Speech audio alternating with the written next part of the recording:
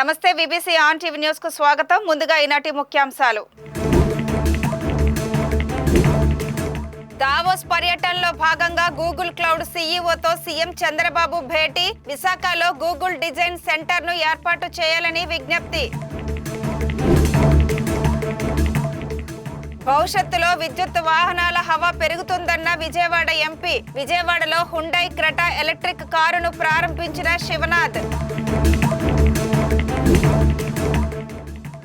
ఒంగోలులో విద్యార్థుల వాగ్దాన్ ప్రారంభించిన మంత్రి డోలా. రహదారి భద్రతా నియమాలు అందరూ పాటించాలని సూచన. ఈ నెల 24 నుండి విశాఖలో ఏబీవీపీ రాష్ట్ర మహాసభలు. విద్యార్థులకు దిశానిర్దేశం చేయనున్నామన్న నిర్వాహకులు. సర్వర్ల కోసం సొంత చిప్లను రూపొందిస్తున్న గూగుల్ సంస్థను వైజాగ్లో డిజైన్ కేంద్రాన్ని ఏర్పాటు చేయాలని CM Chandrababu Google cloud CEO Thomas కురియన్ను కోరారు. వరల్డ్ ఎకనామిక్ ఫోరం సదస్సులో భాగంగా దావోస్ వెళ్లిన చంద్రబాబు 3వ రోజు పర్యటనలో రాష్ట్రానికి పెట్టుబడుల్ని ఆకట్టుకునేందుకు ప్రముఖ సంస్థల అధిపతులతో చర్చలు జరిపారు. ఇందులో భాగంగా గూగుల్ క్లౌడ్ తన సర్వర్ సప్లై చైన్ అనుసంధానించేలా తయారీ యూనిట్ను ఏపీలో నెలకొల్పాలని థామస్ కురియన్కు సీఎం విజ్ఞప్తి చేశారు. సర్వర్ నిర్వహణ సేవల విషయంలో ఏపీని ప్రధాన కేంద్రంగా చేసుకోవాలని, ఇందుకు రాష్ట్ర ప్రభుత్వ సహకారం పూర్తిగా ఉంటుందని థామస్ కురియన్కు ఈ సందర్భంగా హామీ ఇచ్చారు. విజయవాడ రూరల్ మండలం ఎనికపాడులోని లక్కీ హుండై కార్ షోరూంలో ఎలక్ట్రికల్ హుండై క్రెటా కారును విజయవాడ ఎంపీ కేశినేని శివనాథ్ ప్రారంభించారు. ఈ సందర్భంగా ఎంపీ మాట్లాడుతూ కూటమి ప్రభుత్వంలో శరవేగంగా అభివృద్ధి చెందుతున్న అమరావతిలో భాగమైన విజయవాడ నగరం వేగంగా అభివృద్ధి చెందుతుందన్నారు. భవిష్యత్ అంతా విద్యుత్ వాహనాలదే అని, ప్రపంచం మొత్తం ఎలక్ట్రికల్ వైపు చూస్తుందని పేర్కొన్నారు. భవిష్యత్తులో ఎలక్ట్రికల్ వెహికల్స్ మరిన్ని మోడల్స్ వచ్చి గ్రీన్ ఎనర్జీ సిస్టమ్ తో విజయవాడ అభివృద్ధి చెందాలని ఎంపీ ఆకాంక్షించారు. కూటమి ప్రభుత్వం వచ్చిన దానికి అమరావతిలో భాగమైన విజయవాడ నగరం శరవేగంగా అభివృద్ధి చెందుతుంది. దానిలో భాగంగానే ఇక్కడ ఎన్నో కొత్త వెహికల్స్ కానీ, కార్లు కానీ, మోటార్ వెహికల్స్, చాలా కొత్త వెహికల్స్ అన్ని వస్తాయి. వాటిలో భాగంగా ప్రపంచం మొత్తం కూడా ఇవాళ ఈవీ వెహికల్స్ వస్తుంది. హుండాయిలో నుంచి వచ్చిన క్రెటా ఈవీ వెహికల్ ఇవాళ లక్కీ మోటార్స్ సందీప్ ఉస్మాన్ ఆధ్వర్యంలో ఇక్కడ లాంచ్ చేయడం చాలా ఆనందంగా ఉంది. పెద్దలు గౌరవనీయులు షరీఫ్ గారు, మా అన్న మేరా గారు ఇద్దరి సమక్షంలో ఇవాళ ఓపెన్ చేయడం చాలా ఆనందంగా ఉంది. ఇవాళ రేపు నుంచి ఈవీ వెహికల్స్ అనేది వాళ్ళ ప్రపంచం మొత్తం మీద ఈవీ వెహికల్స్ మయమైపోతుంది. త్వరలో ఇటువంటి వెహికల్స్ మొత్తం మన రోడ్ల మీద రాబోతున్నాయి.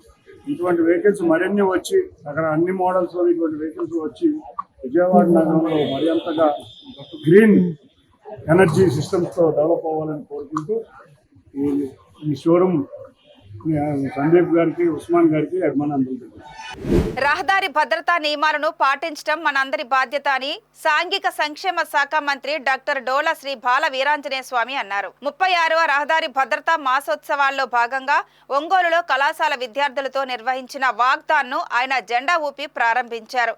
ఒంగోలులోని జిల్లా పోలీస్ కార్యాలయం వద్ద ప్రారంభమైన ఈ వాగ్దాన్ చర్చ్ సెంటర్ వరకు సాగింది. మనందరి భద్రత కోసం ఏర్పాటు చేసిన నియమాలను తప్పక పాటించాలని, నిబంధనల మేరకు మాత్రమే వాహనాల్లో ప్రయాణించాలని మంత్రి సూచించారు. ఈ వాగ్దాన్లో ఒంగోలు పార్లమెంటు సభ్యుడు మాగుంట శ్రీనివాసులరెడ్డి, ఒంగోలు ఎమ్మెల్యే దామచర్ల జనార్దన్, జిల్లా కలెక్టర్ ఏ తమీం అన్సారియా, జిల్లా SP A R Damodar, DTC Sushila పాల్గొన్నారు. అఖిల భారత విద్యార్థి పరిషత్ 43వ రాష్ట్ర మహాసభలు ఏయూ ఇంజనీరింగ్ కాలేజ్ గ్రౌండ్స్ లో ఈ నెల 24, 25, 26 తేదీల్లో నిర్వహించనున్నట్లు ఆ సంస్థ రాష్ట్ర కార్యదర్శి యాచంద్ర తెలిపారు. ఏబీవీపీ 77వ వసంతంలోకి అడుగు పెడుతున్న తరుణంలో విశాఖలో 21 ఏళ్ల తర్వాత రాష్ట్ర మహాసభలు జరగడం విశేషం. ఈ మేరకు ఆయన ఏబీవీపీ మాజీ సభ్యుడు, బీజేపీ రాష్ట్ర ప్రధాన కార్యదర్శి మాధవ్ తో కలిసి విశాఖలో మీడియా సమావేశం నిర్వహించారు.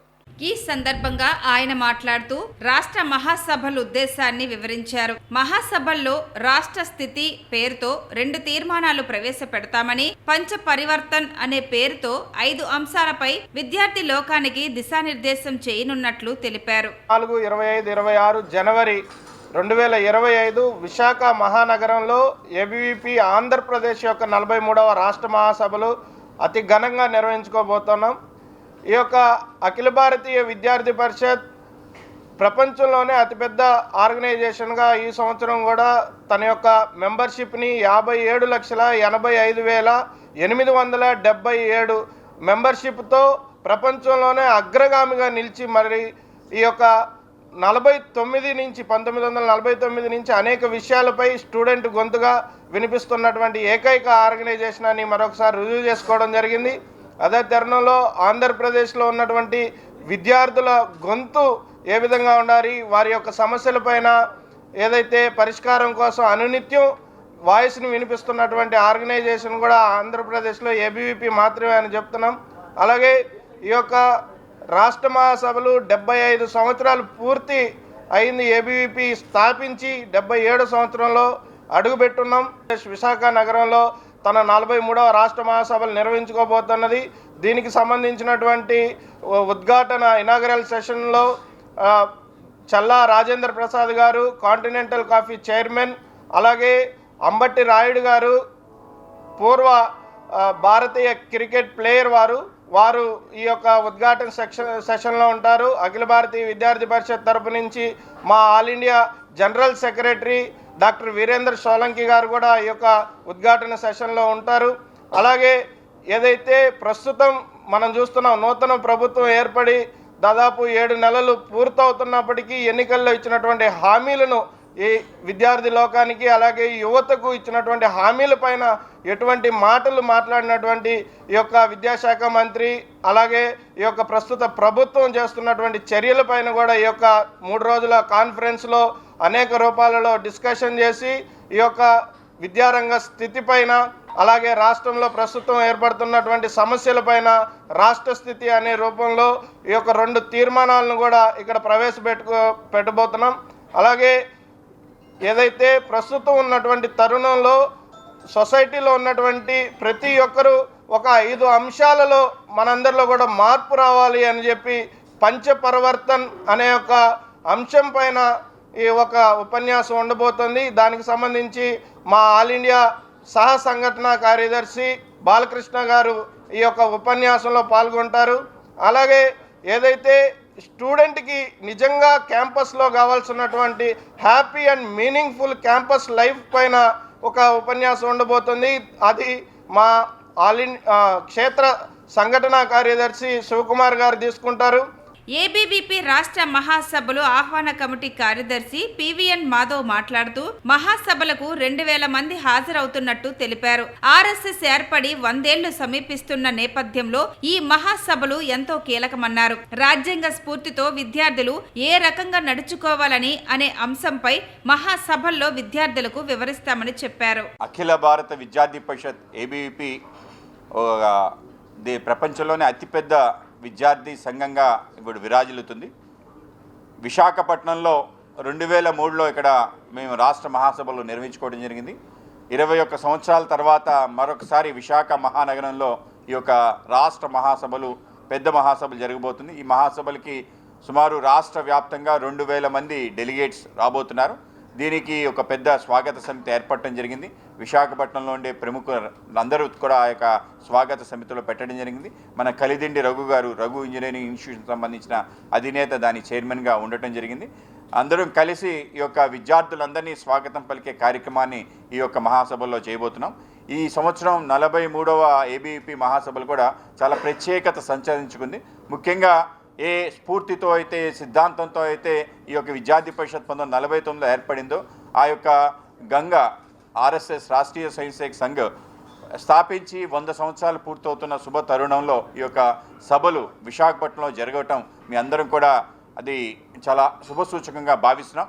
అలాగే ఈసారి ఈ యొక్క రాష్ట్ర మహాసభల యొక్క థీమ్ ఏంటంటే రాజ్యాంగ స్ఫూర్తితో విద్యార్థి లోకం ఏ విధంగా ముందుకు నడవాలి, డాక్టర్ బిఆర్ అంబేద్కర్ గారి యొక్క ఆలోచన విధానం, ఆయన్ని ఏ విధంగా అనుసరించాలి, ఏ విధంగా మనం ఆయన గురించి ఆచరణలో అనేక రకాల విషయాలు తీసుకురావాలి అనే అంశం పైన ఈ యొక్క సభలు నిర్వహించుకోవడం పోతున్నాం. అలాగే ఈ సంవత్సరం అనేక మంది త్యాగధనులు, ఎవరైతే దేశం కోసం తనువును చాలించిన అనేక మంది వీరుల యొక్క స్ఫూర్తి కూడా ఈ యొక్క రాష్ట్ర మహాసభల్లో ఇవ్వటం జరుగుతుంది. మన ప్రాంతానికి సంబంధించిన విప్లవ వీరులు అనేక మంది, కేవలం అల్లూరి సీతారామయ్య కాకుండా ఎవరైతే మర్రి కామయ్య లాంటి, అలాగే గాం గంటం ధర మల్లు ధర వీళ్ళందరి యొక్క స్ఫూర్తి ఇవ్వటం, ముఖ్యంగా గిరిజన విప్లవకాలకు సంబంధించిన అంశాన్ని కూడా ఈ యొక్క సమావేశంలో స్ఫూర్తి ఇచ్చే విధంగా విద్యార్థులకు ఆయన తెలియజేయటం. విశాఖ స్టీల్ ప్లాంట్ కు ప్రకటించిన ప్యాకేజీని స్వాగతిస్తున్నామని, అయితే భవిష్యత్తులో ప్రైవేటీకరణ అంశం తెరపైకి రాకుండా చూసుకోవలసిన బాధ్యత కేంద్రానిదేనని Visakha steel plant joint action committee విజ్ఞప్తి చేసింది. స్టీల్ ప్లాంట్ కు సొంత గన్లను కేటాయించడం వల్ల సమస్యలు చాలా వరకు తీరుతాయని బహుజన సమాజ్ పార్టీ రాష్ట్ర అధ్యక్షులు బక్క పరంజ్యోతి అన్నారు. విశాఖ పబ్లిక్ లైబ్రరీలో మీడియాతో మాట్లాడారు. నక్కపల్లిలో మిట్టల్ స్టీల్ ప్లాంట్ కు గనులు కేటాయించడానికి మొగ్గు చూపుతున్న సీఎం చంద్రబాబు స్టీల్ ప్లాంట్ విషయంలో కూడా అదే పట్టుదలతో పనిచేయాలన్నారు. కార్పొరేట్ సంస్థలు బకాయి పడ్డ 14 లక్షల కోట్ల రూపాయల మొత్తాన్ని మాఫీ చేయగా లేనిది స్టీల్ ప్లాంట్ కి ఉన్న 20,000 కోట్ల బ్యాంక్ అప్పును ఎందుకు మాఫీ చేయడం లేదని ప్రశ్నించారు. స్టీల్ ప్లాంట్ కు లాభాలు వచ్చినా నష్టాలు వచ్చినా కేంద్రమే బాధ్యత వహించాలన్నారు. అందరికీ జై భీమ్. ఈరోజు స్టీల్ ప్లాంట్ ప్రైవేటీకరణ వ్యతిరేకిస్తూ డిసెంబర్ 1వ తారీఖున బహుజన సమాజ్ పార్టీ ఆధ్వర్యంలో స్టీల్ ప్లాంట్ వద్దన పెద్ద ఎత్తున ధర్నా జరిగింది. ఆ తర్వాత జాయింట్ యాక్షన్ కమిటీ ఏర్పడి ప్రైవేటీకరణ వ్యతిరేకంగా ఉద్యమం చేస్తామనేటువంటి ఉద్దేశంతో రాష్ట్ర వ్యాప్తంగా ఒక ఉద్యమం కొనసాగుతుంది. ఈ క్రమంలో మరి ఇటీవల కేంద్ర ప్రభుత్వం స్టీల్ ప్లాంట్ కోసం అని చెప్పి ఒక ప్రత్యేక ప్యాకేజీని విడుదల చేసింది. ఈ స్టీల్ ప్లాంట్ ప్రైవేటీకరణ అనేటువంటిది ప్రస్తుతం నిలుపుదల చేశామని, అదేవిధంగా దీన్ని పూర్తి సామర్థ్యంతో నడిపించడానికి 11,440 కోట్ల రూపాయలు ప్యాకేజీని ప్రకటించారు. అయితే స్టీల్ ప్లాంట్ని నడిపించడానికి విడుదల చేసినటువంటి ఈ ప్యాకేజీని, దానికోసం కృషి చేసినటువంటి చంద్రబాబు నాయుడు గారుని మేమంతా స్వాగతిస్తూ ఉన్నాము. ఈ చర్యని ఖచ్చితంగా ఏదైతే స్టీల్ ప్లాంట్ని ఆంధ్ర ప్రజల ప్రత్యేక ఏదైతే విశాఖ ఉక్కు ఆంధ్రలో హక్కు అనేటువంటి ఉద్యమంతో నిలబెట్టుకున్నటువంటి ఈ స్టీల్ ప్లాంటు ఆంధ్ర ప్రజల యొక్క అభిష్టం మేరకు ప్రైవేటీకరణ నిలుపుదల చేసినందుకు ప్రస్తుతానికి ఈ విజయం అనేటువంటిది ఆంధ్ర రాష్ట్ర ప్రజల విజయంగా మేము భావిస్తూ ఉన్నాం. ఎందుకంటే ఎన్నికల వాగ్దానంలో కూటమి ప్రభుత్వం ఇచ్చినటువంటి, ముఖ్యంగా చంద్రబాబు నాయుడు గారు ఇచ్చినటువంటి ఎన్నికల వాగ్దానం మేరకు ఇది ప్రైవేటీకరణ కాకుండా ప్రస్తుతం ఆపుదల చేసి దాన్ని సమర్థవంతంగా నడిపించడానికి కావాల్సిన నిధులు కేటాయించడం అనేటువంటి జరిగింది. కాబట్టి దీనికి పూర్తిగా భవిష్యత్తులో కేంద్ర ప్రభుత్వ యాజమాన్యం దీన్ని నడుపుతుంది. కాబట్టి భవిష్యత్తులో మళ్ళా ఇవి నష్టాలు వచ్చినాయి, మళ్ళీ ఇది కుదరలేదు, మళ్ళా ప్రైవేటీకరణ చేస్తామనేటువంటి అంశాలు ఏదన్నా మళ్ళీ తెర మీదకి వచ్చేస్తే దానికి బాధ్యత వహించాల్సింది కేంద్ర ప్రభుత్వం, ప్రధాని మోడీ గారు. ఎందుకంటే కేంద్ర ప్రభుత్వం యాజమాన్యం కింద నడిచేటువంటి ఈ సంస్థలో నష్టాలు కానీ లాభాలు కానీ బాధ్యత వహించాల్సింది యాజమాన్యంగా ఉన్నటువంటి కేంద్ర ప్రభుత్వం. కాబట్టి దీని మీద మరొకరి మీద కార్మికుల మీద దీన్ని పూర్తిగా నెట్టివేసి మళ్ళా దీన్ని ప్రైవేటీకరణ చేస్తామనేటువంటి అంశం మళ్ళీ వెలుగులోకి వచ్చేపోతే ఈ రాష్ట్రంలో ప్రజలు ఊరుకోరని, ఖచ్చితంగా మళ్ళీ ప్రజా ఉద్యమాన్ని నిర్మిస్తారని చెప్పి దానికోసం Visakhapatnam steel plant joint action committee మళ్ళా రంగంలో దిగుతుంది. దాన్ని కనిపెట్టుకుని ఉంటుందని సందర్భంగా మేము తెలియజేస్తున్నాము. గుడివాడ పురపాలక సంఘం ఆధ్వర్యంలో 24 లక్షల రూపాయల నిధులతో నూతనంగా ఏర్పాటు చేసిన 100 పుష్ కార్డ్స్ ను మున్సిపల్ కమిషనర్ శ్రీనివాస్ తో కలిసి ఎమ్మెల్యే వెనిగండ్ల రాము ప్రారంభించారు. పుష్ కార్డ్స్ పనితీరును, ఇంటింటి చెత్త సేకరణకు నూతనంగా ప్రవేశపెట్టిన మైక్రో ప్యాకెట్ సిస్టమ్ ను కమిషనర్ ఎమ్మెల్యేకు వివరించారు. ఈ సందర్భంగా కమిషనర్ మాట్లాడుతూ ప్రతి పుష్ కార్డుల్లో 600 లీటర్ల సామర్థ్యం గల 4 డస్ట్బిన్లు ఏర్పాటు చేశామని, నేటి నుంచి 36 వార్డుల పరిధిలో చెత్త సేకరణ జరుగుతుందని చెప్పారు. ప్రతి 350 ఇళ్లకు మైక్రో ప్యాకెట్ రూట్ మ్యాప్ ద్వారా చెత్త సేకరణ 100% జరుగుతుందని అన్నారు. మనకి స్వర్ణాంధ్ర స్వచ్ఛాంధ్ర స్వచ్ఛ గుడివాడలో భాగంగా మనకి ఈరోజు 107 మైక్రో పాకెట్స్లో గుడివాడ పురపాలక సంఘంలోని 107 మైక్రో పాకెట్స్కి పుష్ కార్డ్స్ బిన్స్తో పాటు అందరికీ సప్లై చేయడం జరుగుతుంది. దీని ద్వారా గతంలో మనం మైక్రో ప్లాన్ చేసుకున్నట్టు ప్రతి మైక్రో పాకెట్లో కూడా డోర్ ఎక్కడి నుంచి స్టార్ట్ కావాలి, ఏ పాయింట్లో ఏ టైంకి ఏ ఇంటికి ఎలా వస్తుంది అనేది డీటెయిల్డ్గా మైక్రో ప్లాన్ చేయటం అయింది. ఆ ప్రకారం ప్రతి ఇంటి దగ్గరికి ఆ టయానికే వెళ్ళి చెత్త కలెక్ట్ చేసుకొని 100% డోర్ టు డోర్ కలెక్షన్ చేయడానికి ఈరోజు చర్యలు తీసుకోవడం జరుగుతుంది. త్వరలో స్వచ్ఛ గుడివాడను సాధిస్తాం.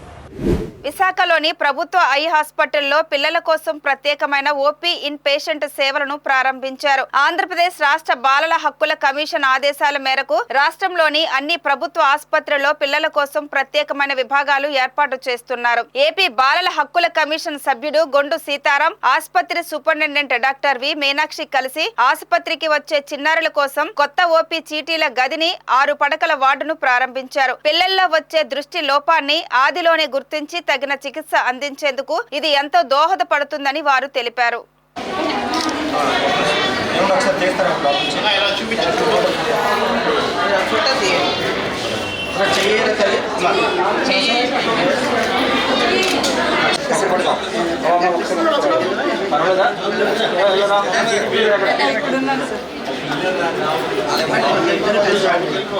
ఒక్క నిమిషం. Thank you. అంటే ఇది సపరేట్గా సరే అండి. ఓకే.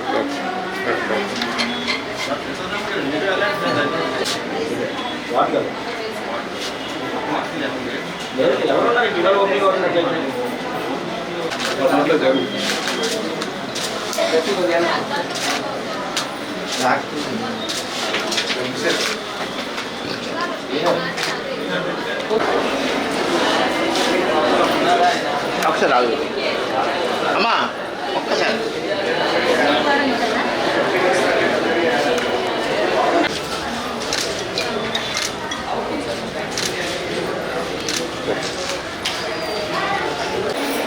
అయిపోయిందా పని? అయిపోయినట్టేనా? మీరే కట్ చేయవచ్చు.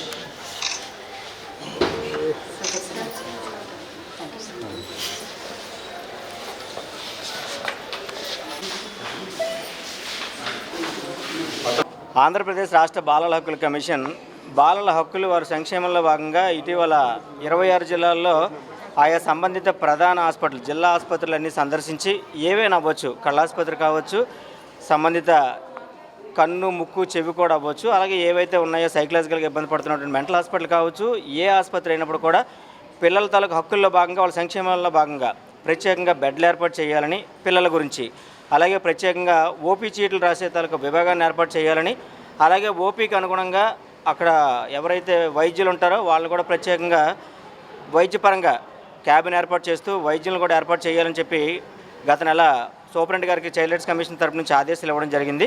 ఈ ఆదేశాలకు అనుగుణంగా 1 మంత్, ఎందుకంటే సెలవులు గట్ట వచ్చున్నాయి కాబట్టి పండగ ముందే వాళ్ళు ప్రారంభిస్తామన్నారు.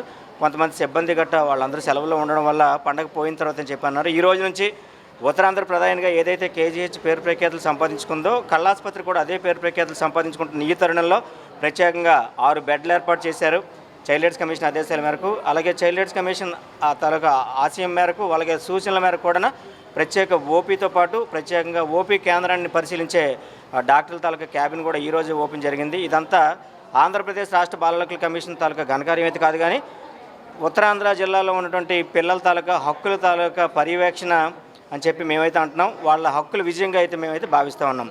అయితే ఇక్కడ ఒక విషయం కూడా మేము ఆసుపత్రి యాజమాన్యానికి కూడా మళ్ళీ మేము టూకీగా చెప్తున్నాం. భవిష్యత్తులో కూడా ఏవైతే బెడ్స్ ఉన్నాయో, ఏదైతే ఓపీ విభాగం ఉందో, ఏదైతే మళ్ళీ ఓపీ విభాగం నుంచి చీట్లు ఎవరైతే రాస్తున్నారో పిల్లలు ఎవరైనా కానీ ఆ రోజు కానీ సంఖ్యకి ఏమైనా తక్కువగా ఉన్నట్లయితే మాత్రం ఇతరులకు ఉపయోగించడం తప్పించి అవి మిగతా ఉన్న వాళ్ళకి ఎవరికి ఉపయోగించొద్దని చెప్పి మరొకసారి అధికారులు కూడా ఆదేశాలు అయితే ఇవ్వడం జరుగుతుంది. ఏది ఏమైనప్పుడు కూడా ఆసుపత్రికి వచ్చే నేత్ర వైద్య దాంతో సంబంధిత ఎవరైతే పిల్లలు ఉంటారో వాళ్ళందరూ కూడా 100కి 100 రూపాయలు వాళ్ళ హక్కుల్లో భాగంగా వాళ్ళు కాంక్షించే విధంగా వాళ్ళ తాలూకు సంక్షేమంలో భాగంగా ఇక్కడ మాత్రం న్యాయం చేయాలని చెప్పేసి అని మళ్ళీ చైల్డ్ రైట్స్ కమిషన్ అయితే ఆదేశాలు ఇవ్వడం జరుగుతుంది. మాకు డిసెంబర్ నెలలో గొండు సీతారాం గారు చైల్డ్ వెల్ఫేర్ స్టేట్ మెంబర్ వాళ్ళు లాస్ట్ మంత్ వచ్చి ఇక్కడ మీటింగ్ అది కండక్ట్ చేశారు. అప్పుడు మాకు కొన్ని సూచనలు ఇచ్చారు. ఇక్కడ పిల్లల ఓపీ ఇవన్నిటికీ సపరేట్గా వాళ్ళకి ఒక ఓపీ ఏర్పాటు చేయాలని, డాక్టర్స్ కూడా ఓపీ టికెట్లు ఇష్యూ దగ్గర కానీ వార్డులో వాళ్ళకి ఆపరేషన్ అయిన తర్వాత పేషెంట్ బెడ్స్ ఏర్పాటు చేయమని ఆదేశించారు. మేము అవన్నీ కూడా వాళ్ళ సూచనల మేరకు అన్నీ ఏర్పాటు చేసి ఈవేళ అధికారికంగా ఈవేళ ఓపెనింగ్ అన్నది చేయడం జరిగింది. వాళ్ళ మామూలుగానే ఇదివరకు ఇప్పుడు కూడా పిల్లలకి మిగిలిన వాళ్ళతో కలిసి పేరెంట్స్తో సాధారణంగా పేరెంట్స్ తీసుకొస్తారు, వాళ్ళు చెక్ చేయించుకుంటూ ఉంటారు. కానీ పిల్లలకి ఎప్పుడు కూడా వాళ్ళకి ప్రాధాన్యత ఇవ్వడం జరిగింది. కానీ ఇప్పుడు సెపరేట్గా వాళ్ళకంటూ ఓపీ వార్డు ఉన్నాయి కాబట్టి ఇంకా బాగా వాళ్ళకి సర్వీస్ చేయడానికి సెపరేట్గా ఒక డాక్టర్ని ఒక క్యాబిన్ ఏర్పాటు చేస్తాం. కాబట్టి వాళ్ళు డైరెక్ట్గా వాళ్ళు ఆ ఫెసిలిటీస్ వాళ్ళు ఉపయోగించుకోవచ్చు. వాళ్ళ ఆపరేషన్స్ అవి కూడా ఇక్కడ చేయడానికి మాకు సిబ్బంది ఉన్నారు. వాళ్ళకి అవసరమైన పుట్టుకతో వచ్చే క్యాట్రాక్ట్లు ఇలాంటి వాటికి ఆపరేషన్స్ ఇక్కడ చేయడానికి మాకు లేటెస్ట్ ఫ్యాకో అవన్నీ ఎక్విప్మెంట్ కూడా ఉన్నాయి. డాక్టర్స్ కూడా చేసేవాళ్ళు ఉన్నారు. కాబట్టి అలాంటివి ఏవైనా సర్జరీస్ కూడా మేము అండర్టేక్ చేయడానికి అవుతుంది. వాళ్ళకి అది ఆరోగ్యశ్రీలో కూడా కవరింగ్ ఉన్నది. కాబట్టి అలాంటి పిల్లలు వాటి పేరెంట్స్ వాటిని ఆ సర్వీసెస్ ఉపయోగించుకుంటే బాగుంటుంది. శ్రీకాకుళం జిల్లా జలమూరు మండలం లింగాల వలస గ్రామంలో పశుసంవర్ధక శాఖ ఏర్పాటు చేసిన ప్రత్యేక వైద్య శిబిరాన్ని నరసన్నపేట శాసనసభ్యులు బగ్గు రమణమూర్తి ప్రారంభించారు. పశు వైద్య శిబిరం ఏర్పాట్లు పరిశీలించి వివరాలను అడిగి తెలుసుకున్నారు. ఈ సందర్భంగా ఎమ్మెల్యే మాట్లాడుతూ ఎన్నికలకు ముందు ఇచ్చిన ప్రతి హామీని అమలు చేసే దిశగా కూటమి ప్రభుత్వం అడుగులు వేస్తుందన్నారు. పాడి పశువుల వలన నిత్యం ఆదాయం ఉంటుందని, పశువుల వ్యాధులకు అవసరమైన చికిత్స అందించేందుకు ప్రభుత్వం ఈ ప్రత్యేక వైద్య శిబిరం ఏర్పాటు చేసిందన్నారు. ఈ శిబిరాల్లో నట్టల నివారణ, మందుల పంపిణీ, గర్భకోశ వ్యాధులకు చికిత్స, పశు వ్యాధి నిర్ధారణ పరీక్షలు, వ్యాధి నిరోధక టీకాలు, శాస్త్రీయ యాజమాన్యంపై అవగాహన సదస్సులు జరుగుతాయని, ఈ అవకాశాన్ని రైతులు వినియోగించుకోవాలని సూచించారు. చికిత్సతో పాటు మందులు కూడా ఉచితంగా అందజేయడం జరుగుతుందని అన్నారు. వ్యవసాయం మంది అదురు పదురు వర్షం పడితే కాలువలు వస్తే పంటలు పండే పరిస్థితి ఉంది. వరుడు సక్రమ చూడవలసిన అవసరం ఉంది.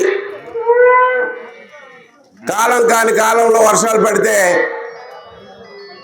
పంటలు తడిసిపోయి పంటలు దెబ్బతినే పరిస్థితి ఉంది. లేదు పురుగు తెగుళ్ళతో కలిపి వ్యవసాయం దెబ్బతినే పరిస్థితి ఉంది. అందువల్ల రైతుకి వ్యవసాయంకి సహకారంగా తోడుగా పశుపోషణ చేసుకుంటే, గొర్రెల పెంపకం చేసుకుంటే, నాటుకోలు పెంపకం చేసుకుంటే వేడి నీరు చల్లని నీళ్ళలాగా నిత్యం ఆదాయం వచ్చే పరిస్థితి ఉంది. వరి పంట వేస్తే 6 మాసాలకి మన చేతికి అందుతుంది. చెరుకు వేస్తే సంవత్సరం కాలం పండుతుంది.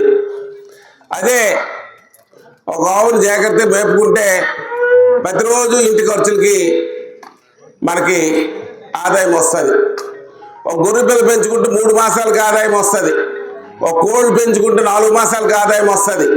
మన చేతి ఖర్చులకి డబ్బులు అందుతాయి. అది చిన్న పెట్టుబడితో 1 ఎకరం భూమి అంత ఆదాయం తెచ్చుకోవచ్చు. 4 ఎకరాల భూమి అంత ఆదాయం తెచ్చుకోవచ్చు. ఒక ఆవు ఒక మంచి పంట 10,000 కొనుక్కొని చక్కగా మేపుకుంటే 60,000-70,000 అమ్ముకోవచ్చు. లేదు 10-12 లీటర్ల పాలు వచ్చిన ఆవును పెంచుకుంటే ఇంటి ఖర్చులు ఒడ్డెక్కిపోతాయి. అందువల్ల రైతులకు ఒక అవగాహన కల్పించి పశు పోషణ పైన ఎలాగైతే మన బిడ్డలు మన పిల్లలు పుడితే చేదు మందు పడతాం, ఇవాళ పాముల మందులు వేస్తాం, వాళ్ళ టీకాలు వేస్తాం, అవి కలిపి మోగ జీవులు.